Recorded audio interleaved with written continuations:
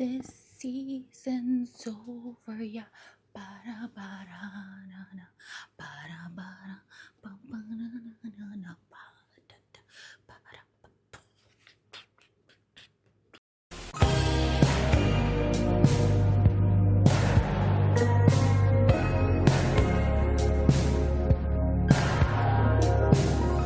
Season's over, y'all.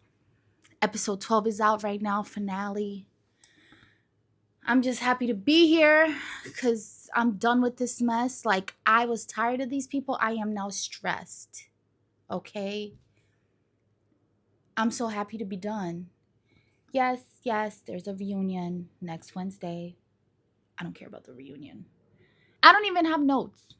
That's how annoying this episode was for me.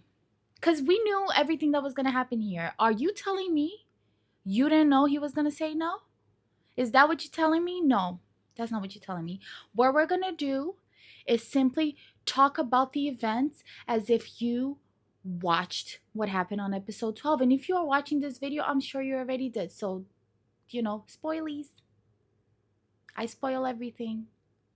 So we're going to start it off with Jimmy and Chelsea. And unlike everybody else on social media right now, I'm going to drag Jimmy. Because listen here. Chelsea, reality television gold. This woman came on this show, was vulnerable. She could care less when anybody else thought about her. I really believe she thought to herself, in Jimmy we trust. This woman, to her, it was her and Jimmy against the world. Because ain't no way she was acting like that on international television. Like I said about Sarah Ann on the last episode, like she allowed herself to go out like that, knowing how social media reacts to when women do certain things on reality TV shows. And Chelsea, she also didn't care. So for Jimmy to start it off already and ask her what she was going to say at the altar, like he asked her legit, what are you going to say at the altar? And then immediately he says, I don't want to go to the altar. I can't. So why are you asking her what she's going to say? You're not going to be at the altar, so why do you want to know what she's going to say? Why are you acting like since the moment you found out she wasn't Megan's doppelganger, you ain't want her? Like, we remember the face. This is the face plastered in every single article about y'all. Jimmy played the long game, and social media is eating it up just like he wanted it to be. Chelsea, yes, she's a lot. She was wilding on all of these episodes, on all of these arguments with this man. But let's be for real. Jimmy knew what he was doing. I don't care what nobody says. He waited till the last minute so he got that hero edit. He would never be a Shake. He would never be a Shane. Damn, that season had a lot of villains. Then we go to AD and Clay, and AD, she was trying to build a man. You cannot build a man. A man has to want to be it. Clay and I, we both come from divorced parents. It's very rare that you see like people fighting for each other, but it's like when you find someone that will fight with you and fight for you, it's worth it for sure. Every season, when a man and a woman were locked in together, like we didn't question if they were going to say yes or no at the end in the altar. I know a lot of people saw these two right here and thought maybe they were going to say no, but I knew that they were going to say yes. This man did a photo shoot with the Calvin Klein underwear with this woman. Of course he was going to say yes. He was all in. Clay wasn't even present during any of the episodes almost. He was late to everything, hardly there in some situations. All Clay was able to do was talk about me. Like, Yeah, I wasn't as transparent, and I'm more emotionally vulnerable and empathetic. AD has been really, patient with me with this whole experiment. That's good, bro. That's and good. I've never been in a position where I chose somebody every day, chose somebody besides myself Right. every single day. And at the end, who did he choose? Himself. And this is also a a comment on today's dating culture and relationships. I think about talking about this in a video, but I don't know if I want to research it. But it's funny to me how people don't realize that everyone deserves somebody. People often go into relationships just thinking about themselves. What can this person do for me? And until society gets to a point where we realize that relationships are about partnerships, it's you and the person standing next to each other, not one in the front, one in the back. It's not, oh, you give 80% this day, I give 20%, or oh, the man needs to lead the woman, and yada yada.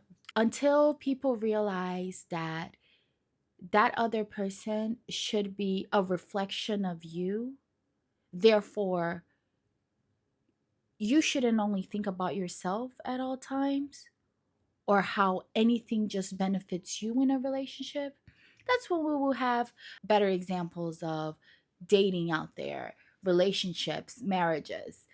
Because till this day, I feel like everything is very individualized. And we see it on all of these reality shows. Uh, Clay is a prime example here. This has been the best process. AD, I love you. I don't think it's responsible for me to say I do. We meet his father. For anyone who says he was a great father to Clay, that's a lie. Inaccurate. That's not true. That's not a fact. Clay, we see on this screen since episode 1, this man has a lot of trauma that he has to process because of his father. This man was not a good father to him. Oh, yes, Clay made the right choice, because I don't know why AD was out here trying to build a man. But Amy and Johnny, lovely ending to the episode. I really enjoyed seeing the families get together and just display the happiness of who they both are. And if Netflix cared to show real love on television, they would have focused on Amy and Johnny during every single episode, because I don't even know anything about Amy or Johnny. I don't know anything about her personality, his personality. Let's be for real. Netflix didn't even care.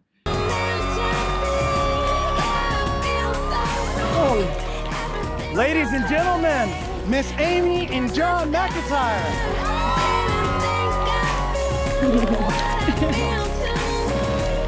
We end this season like we ended the other season. One couple goes to the altar and says yes. It's a sad moment for lovers everywhere, because loving blind. Stop pretending like it is.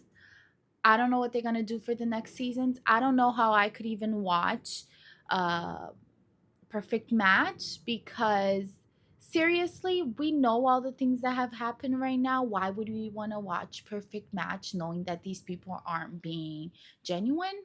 It's strange to me. And there's a little rumor going around that these shows could be scripted. And on my last recap, I kind of said it. I feel like this show might be scripted. But then we have scenes with Clay's mother and father, where Clay's mother just what she did there in that scene, what she did right here.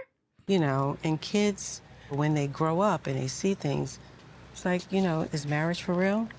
Or is marriage something that you get into and you lie and you deceive?